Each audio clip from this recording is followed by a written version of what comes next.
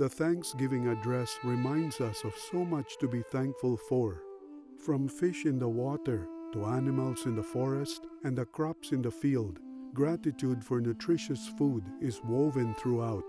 But one way to honor our thanksgivings is to not just express gratitude in our words, but also in the way we eat the food Turtle Island provides.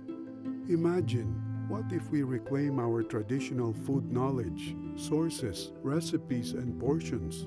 What if we limited our intake of a colonized diet, including the 5 white devils: flour, sugar, lard, baking soda, and salt? Together, let's explore how we can be caretakers of our bodies and feed ourselves in a way that will also fill our hearts with gratitude for the earth's bounty. All foods are not created equal. I think that what we have seen is that the mindset of people has changed over the years, and so that they're willing to open up their minds and also to hear more about the white corn, and also going not just the white corn, they've even taken it further than the corn.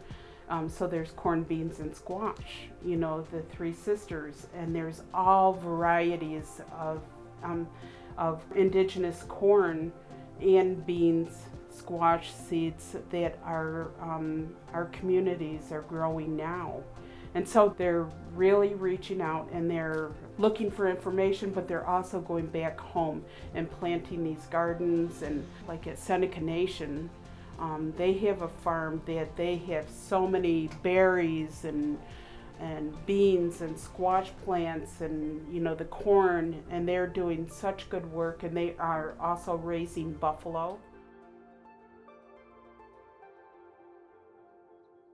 Years ago, I was going to the doctors and they said that I had sugar diabetes. And so they sent me over to this other hospital area to join this American Diabetes group there to get more information. And so I did.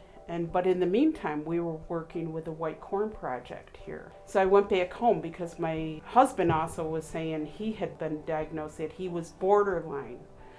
And so I went home and we talked about it, and I said, remember, we need to get our communities back to using our traditional foods. If everybody started to use the traditional foods, it would, really help our sugar diabetes within our communities. We'll be an example, like just try it, as a test to see how good the white corn is. So every morning, instead of eating our normal breakfast, we would have a bowl of the porridge, and it wasn't much.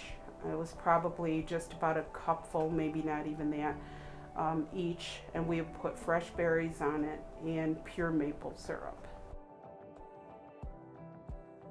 If we want to be healthy again, we have to eat like our ancestors ate. So we've been adjusting more to going back to a more wholesome diet that's suitable for us. Like we eat more wild rice and we eat more hominy corn, and like corn has a lot of sugar content, but you got to balance things, So everything, the whole thing of life, the whole secret to life is keeping things in balance. It kind of got to a point where I'd have to explain the food to everybody. And that was great. I took that opportunity. I was like, hey, we're eating this, and this today. And it was good for me. I'm like, this was hunted up here. This was harvested here. I grew that. So you have these interesting conversations just over the ingredients, and encouraging people to indigenize their diets and getting back to our original foods doesn't lead to just eating better foods. Because it's so hard to source them, that means, you might pick up hunting or fishing. You might want to start being in the garden, which is I'm pretty sure the #1 exercise they prescribe for elder people. So eating our indigenous foods makes us more active too, right? And that's where you're seeing results, where you're being active and you're eating better, and that's where they're going to start feeling better. Food is definitely an important aspect of any community event that goes on. The food that's being served at those events has absolutely changed, right? You're not going to go to an event and see pop, chips, and pizza there. Right? Whereas when I was a kid, that was, okay, we'll do hot dogs. We'll do, things that aren't necessarily good for you. But in my community, they made a list. They called it the Healthy Roots list. and it has basically every edible plant, anything that Haudenosaunee people had. It was beans, like water, life, game, everything. So they have this huge list. There's all kinds of like nuts and seeds and berries and basically anything we would have had access to.